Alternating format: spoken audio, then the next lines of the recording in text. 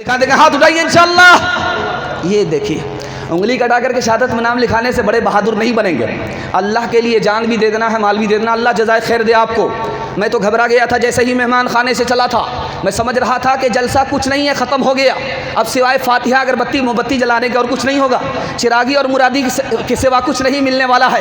لیکن اللہ آپ لوگ کو جزائے خیر دے، دل خوش کر دیا. قبولیت کی گھڑی میں دل سے دعا دیتا ہوں، اللہ آپ کی مشکل کو آسان فرمائے، مراد کو پوری فرمائے. دھیان سے سنیے گا، مسجد کا جلسہ ہے.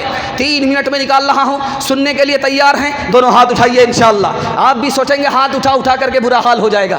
میں اس لیے ہاتھ اٹھانے کے لیے کہہ رہا ہوں تاکہ آپ کو نیند کا جھٹکا نہ ہو. کشتی ساحل پر لگنے والی ہے، دعا اور قبولیت کا وقت آ چکا ہے. دھیان سے سنیے گا، مسجد کا جلسہ ہے. مسجد کے حوالے سے سنا رہا ہوں، بالکل بائی پاس لے جا رہا ہوں. آج مسجد ہے، سجدہ نہیں ہو رہا ہے. خطرے کی گھنٹی ہے، مسلمان برباد ہونے والا ہے.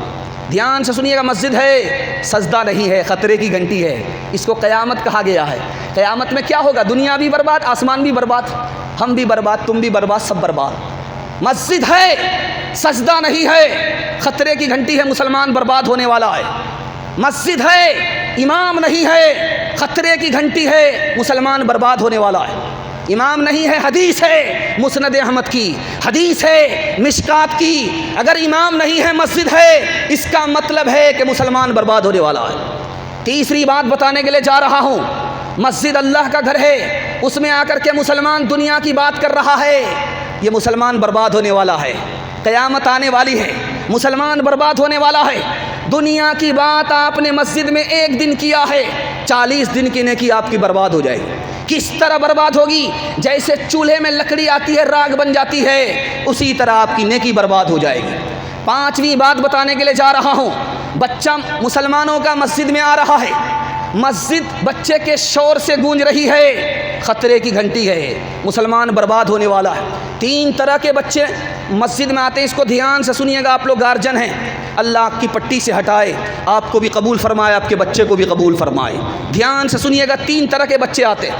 ایک بچہ تو مسجد میں وہ آتا ہے جس کو کچھ بھی معلوم نہیں کہ پاکی اور ناپاکی کیا ہے، مسجد اور نانا نانی کا گھر کیا ہوتا ہے، اس کو کچھ بھی پتہ نہیں، مسجد کو بھی نانا نانی کا گھر سمجھتا ہے. اس بستے کو لانا مسجد میں حرام ہے. وہ بچہ گنہگار تو نہیں ہوگا، اس کا نام اعمال کھلا نہیں، لانے والا یہ بندر باپ گنہگار ہوگا. دوسرا بچہ کون ہے؟ جو تھوڑی سمجھ رکھتا ہے، باپ کے ساتھ مسجد کو مسجد سمجھتا ہے، لیکن باپ سے جب الگ ہو جاتا تو مسجد کو نانا نانی کا گھر سمجھتا ہے. اس بچے کو لانا جائز تو ہے، لیکن نہ لانا بہتر ہے. تیسرا بچہ ہے جو یہ سمجھتا ہے کہ یہ اللہ کا گھر ہے، وہ میرے باپ کا گھر ہے، یہ پاکی ہے یا ناپاکی کا ہے. اس بچے کو لانا ضروری ہے تاکہ مسجد میں بچے کو نماز کی عادت ہو جائے. انشاءاللہ 6 سال سے نیچے کے بچے کو مسجد میں نہیں لائیں گے. ہاتھ اٹھا دیجئے انشاءاللہ. بیوی کہے گی تو لائیں گے، ہاتھ اٹھائیے انشاءاللہ. یہ دیکھیے ایک مجنو، دیکھیے اپنا چہرہ چھپا کر کے ہاتھ اٹھا رہا ہے کہ کوئی دیکھے نہیں. ذرا دھیان سے سنیے گا. 4تھی غلطی دکھانے کے لیے جا رہا ہے، اس کو دھیان سے سنیے گا، یہ ہر ایک کو پیش آتی رہتی ہے. موبائل لے کر کے آپ مسجد میں آ رہے ہیں، ادھر نماز شروع ہوتی ہے، گھنٹی بجتی ہے. کیا مطلب؟ یہ گھنٹی نہیں ہے، یہ خطرے کی گھنٹی ہے، خطرے کی گھنٹی ہے، مسلمان برباد ہونے والا ہے. عین وقت میں، عین نماز کے وقت میں گھنٹی بجتی ہے اور اس میں فلمی گانا ہوتا ہے. دھیان پچھم کی طرف نہیں، پورب کی طرف چلا جاتا ہے. دھیان مکے سے بمبئی کی طرف چلا جاتا ہے. ذرا دھیان رکھیے گا. 3 کام کیجیے، اللہ اس مصیبت سے آپ کو بچا لے گا.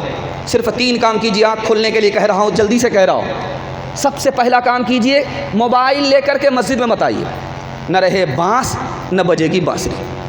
دوسری وجہ بتا رہا ہوں، موبائل کی گھنٹی کو سادہ کیجیے، گانے کی گھنٹی کو ہٹائیے، سادہ کیجیے. سادہ گھنٹی اور آواز کم. اگر نماز کے درمیان گھنٹی بج بھی جائے گی کوئی فرق نہیں پڑے گا. سادہ گھنٹی، آواز کم. تیسرا کام بتانے کے لیے جا رہا ہوں، اگر گھنٹی بج گئی اب کیا ہوگا؟ نماز کے دوران آدمی بھول گیا، گھنٹی بج گئی تو 2 کام کرنا آپ کو. ایک ہاتھ سے دبائیے اور بند کرنے کی کوشش کیجیے. اگر ایک ہاتھ سے دبانے میں گھنٹی بند ہو گئی تو آپ کی نماز بھی ہو گئی اور کام بھی بن گیا. اگر ایک ہاتھ دبانے سے گھنٹی نہیں بج رہی ہے، بند ہو رہی ہے، 2 ہاتھ سے دبائیے. دوسرے کی خاطر اپنی نماز کو توڑ دیجیے. دوسرے کی نماز کی حفاظت کے لیے اپنی نماز کو توڑ دیجئے۔ توڑنے کا آسان طریقہ، السلام علیکم، نماز آپ کی ٹوٹ گئی، اللہ اکبر، نماز آپ کی جڑ گئی۔ دوسرے کو آسانی پہنچائیے، دوسرے پر آپ مہربان ہوں گے، اللہ آپ پر مہربان ہوگا۔ مسجد میں نماز پڑھنے سے کیا ملے گا؟ 4 چیزیں آپ کو ملے گی انشاءاللہ۔ فجر عشاء دایاں بایاں ہو جائے، جنازے کی نماز ضرور پڑھیں گے، ہاتھ اٹھا دیجئے انشاءاللہ۔ یہ دیکھیے جنازے کی نماز آپ مسجد میں پڑھیں گے، ذرا دھیان سے سنیے گا، دھیان سے سنیے گا جو میں آپ کو سنانے کے لیے جا رہا ہوں۔ 4 فائدے آپ کو ہوں گے۔ مسجد آپ آئے، اسلام زندہ ہو گیا، پہلا فائدہ۔ جماعت سے آپ نے نماز پڑھی، مسجد میں آ کر کے نماز پڑھی، اسلام زندہ ہو گیا، پہلا کام۔ اگر مسجد میں آ کر کے آپ نماز پڑھیں گے، جماعت سے نماز پڑھیں گے، مالا مال تو ہم ہی ہیں۔ تقریر میں بھی موٹی رقم آ رہی ہے، تقریر کو لمبا کر دیں، ہمارا ہی پنکچر ہو جائے گا، ذرا دھیان سے سنیے گا۔ اور اگر آپ نے مسجد میں آ کر کے نماز پڑھی، اس سے مسجد آباد ہوگی، اللہ پوری دنیا کو آباد رکھے گا۔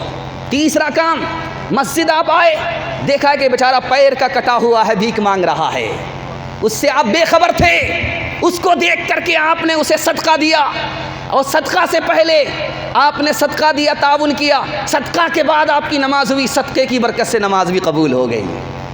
تیسرا فائدہ۔ چوتھا فائدہ، جو نماز نہیں پڑھتے وہ آپ کو دیکھ کر کے نماز پڑھنے لگے، آپ کو اپنی نماز کا الگ ثواب ہوا، اس کی نماز کا الگ ثواب ہوا۔ انشاءاللہ جمعہ کے دن فرصت نکالیں گے، ہاتھ اٹھا دیجئے انشاءاللہ۔ یہ دیکھیے آپ کا پورا امتحان جاری ہے کہ آپ لوگ کہاں ہیں، جگہ پر ہیں کہ نہیں ہیں۔ آپ لوگ آدھا ہندوستان میں ہیں، آدھا قبرستان میں ہیں۔ اللہ ہماری نماز کی حفاظت فرمائے، مسجد کی حفاظت فرمائے۔ دے دیا اذان مسجد سے انہوں نے حی علی الصلاۃ، لکھ دیا باہر کے نہ، لکھ دیا باہر کے اندر، نہ آئے فلاں اور فلاں۔ کہتے ہیں کچھ لوگ میری رگ میں نبی نبی، نماز پڑھتے ہیں سال میں لیکن کبھی کبھی، یہ محفل نہیں گھر ہے خدائے قدیر کا، رتبہ یہاں پر ایک ہے امیر و فقیر کا، ایک ہی صف میں کھڑے ہو گئے محمود و ایاز، ایک ہی صف میں کھڑے ہو گئے محمود و ایاز، نہ کوئی بندہ رہا نہ کوئی بندہ نواز، بندہ و صاحب محتاج و غنی ایک ہوئے، تیرے دربار میں پہنچے تو سبھی ایک ہوئے، تیرے دربار میں پہنچے تو سبھی ایک ہوئے۔